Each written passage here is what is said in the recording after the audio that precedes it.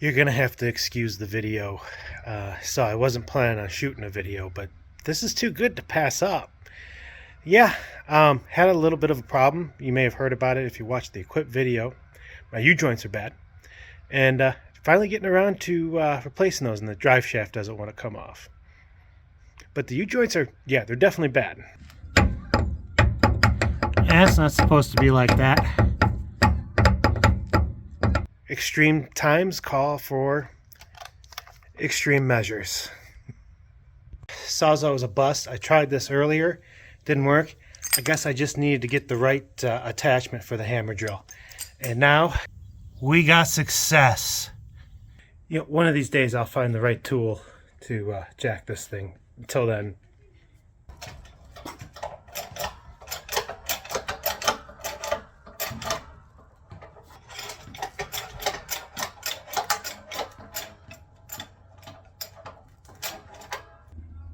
looks like we got it. Fluid film to the rescue. All right, let's get the part that's been a pain in my butt taken care of.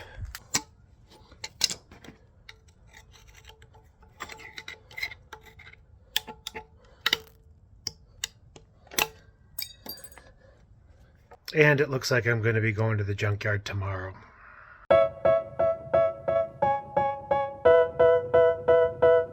Some of you might be wondering, did they put a factory as far as drive shafts on these 2004 Dodges? Spicer. There it is in the box, all nice, shiny, new and pretty. Brand new drive shaft. Although these U-joints are not serviceable. They don't have grease fittings on them. I mean, technically they say they're serviceable, which means you can replace them, but they don't have any grease fittings on them. But it comes with a warranty. I know what you were saying. Mike, didn't you say we were going to be heading out to the junkyard? Yeah, when I figure out the logistics of everything with the drive shaft, that I would need to find a 3rd gen Ram with 4-wheel drive, automatic transmission, crew cab, short bed, and find that in the junkyard. I decided just to go ahead and order a new one. Went to Rock Auto. This one was about $580, I think, plus tax, or maybe it was out the door. I don't remember. It was about $580. So one way or the other.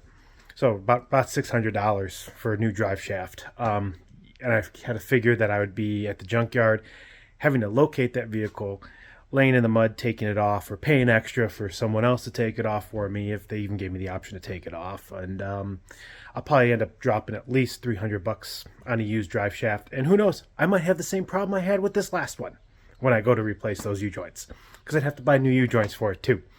So instead of going through all of that, I ordered this one from Rock Auto. Alright, so we're just going to take a wire brush, clean up this mating surface here. Alright, I put some blue Loctite on it. One of the issues that I'm having is it's cold out. This was supposed to have come in yesterday, and it didn't. Yesterday would have been beautiful to get this job done.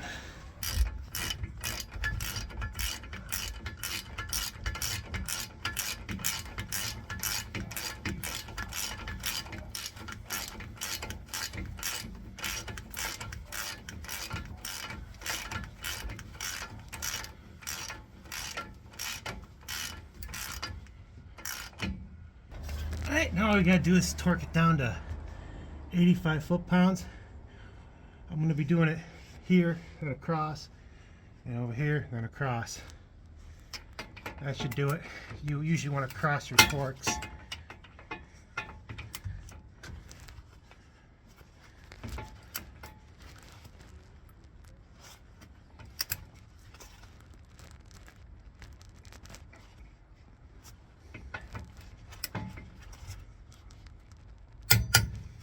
I'll just finish this up without you. You know, thanks for ditching out on me for those last few bolts. They were real pain. Actually, they were really easy, but take out these beautiful jack stands and take her for a spin. Make sure she drives and drives normal. These are brand new. Just took them out of the box. Bought them like a year ago. So I got these sketchy Harbor Freight jacks. Probably recall on them or something. I don't know. But they look nice. and they held up for this job. So I'm still alive. Anyways, let's go get this thing down and take it for a spin. Easy, girl. I know it's been a little while. Yikes. You know, working underneath the truck really makes these transitional lenses stink. So it used to shimmy and shake right around 50 miles per hour.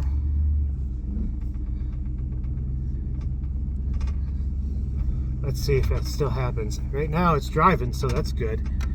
Make sure it's in two wheel. All right.